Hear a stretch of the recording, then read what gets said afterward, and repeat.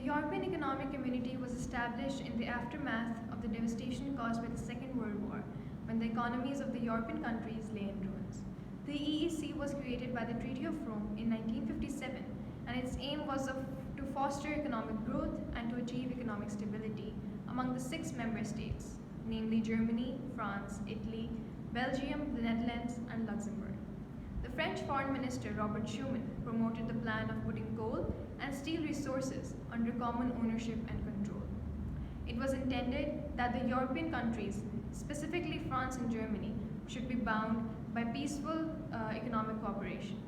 This led to the creation of European Coal and Steel Community under the Treaty of Paris in 1951, which aimed at creating a common market in coal and steel. The ECSC created supranational institutions like the High Authority, an Assembly, a Council, and a Court. The member states of ECSC signed the European Defence Community Treaty in 1952, which had a common army, but it failed due to two reasons. Firstly, because of French objection and the lack of a common foreign policy.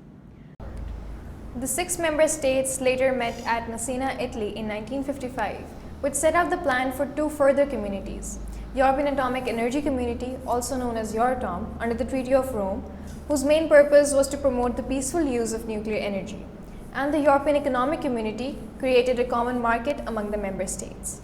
In 1949, the Council of Europe had already been established, which is a total separate organization from the EEC. Its main purpose and objective was to protect the human rights, strengthen the democracy, and uphold the rule of law. The Council of Europe was the one to draw up the European Convention on Human Rights, and it also created the European Court of Human Rights to provide remedies for the violation of human rights. Now I'm going to talk about the common market created under the Treaty of Rome, whose main purpose was to increase wealth, growth, and productivity in Europe. The developed common market has an internal market, which is also known as a single market. An internal market is the idea that companies can produce goods and sell them throughout the whole area of internal market, in this case, the European member states of the EEC. The first step in the establishment of the internal market is the removal of custom duties between the member states, and to deal with the goods produced outside the internal market, the member states set up a common customs tariff. However, the removal of trade barriers goes much further than this.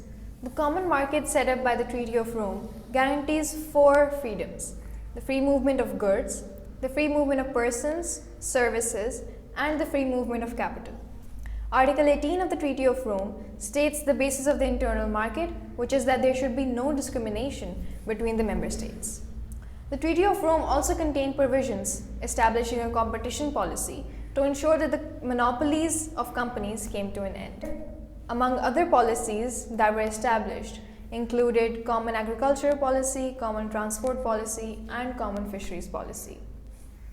In 1965, a merger treaty was signed, which led to the cohesion of ECSC, Euratom, and EEC. The High Authority of the ECSC was merged with the Euratom and EEC commissions formed a single body. The present European Commission and the Council was joined with the Council of Ministers. Under the Treaty of Rome 1957, the Council introduced a new voting mechanism known as the qualified majority voting.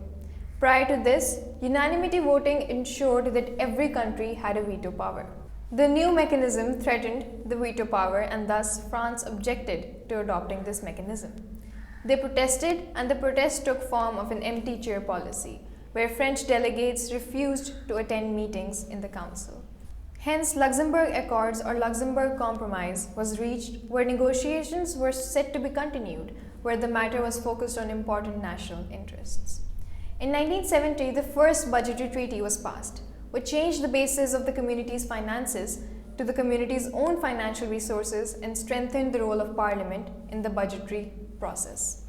In 1975, the second budgetary treaty was passed, and this established a court of auditors. During the years of 1973 to 86, 6 countries joined the EEC, including the United Kingdom.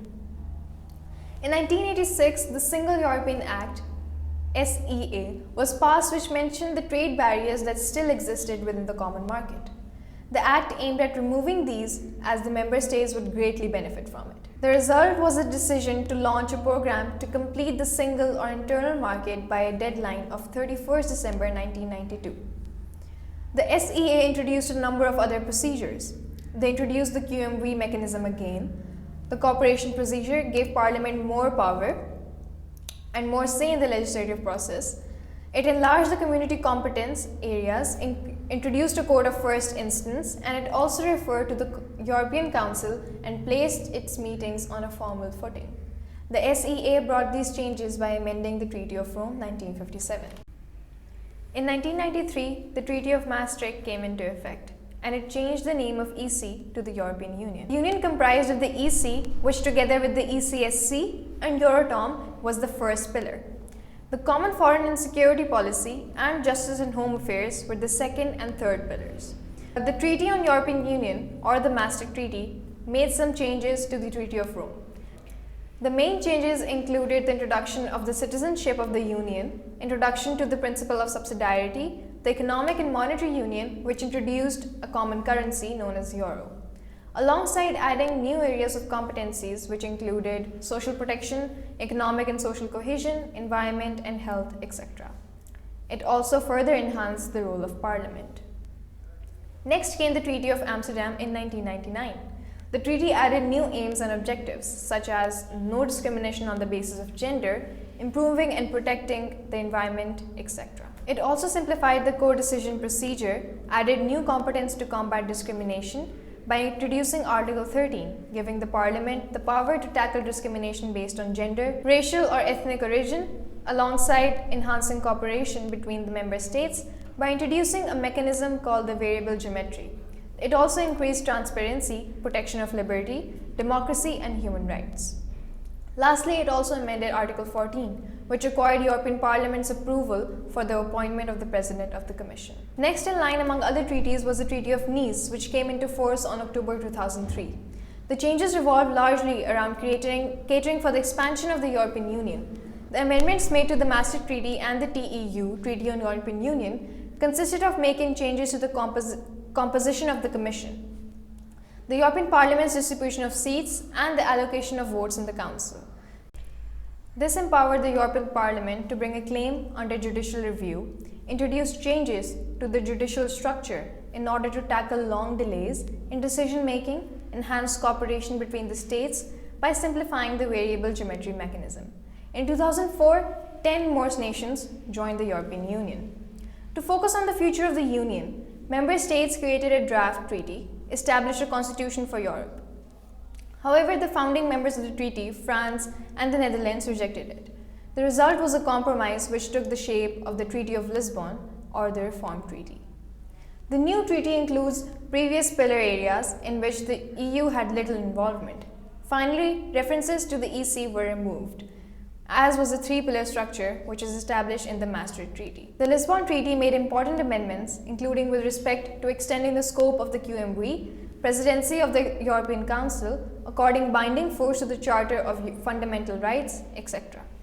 The future of the Eurozone states was in doubt because of the sovereign debt crisis, which brought down the finances of the member states. The European Financial Stability Facility was set up in 2010 to provide assistance. The EFSF did not have enough money to bail out all of the Eurozone states. So in 2011, a proposal to the Fiscal Compact Treaty was adopted where the member states would submit to a requirement for national budgets to be in balance or in surplus. A brief overview of the elements of the Fiscal Compact include a mandatory balanced budget rule, strengthening of the excessive deficit procedure, benchmark for government debt reduction, and public debt issue plans.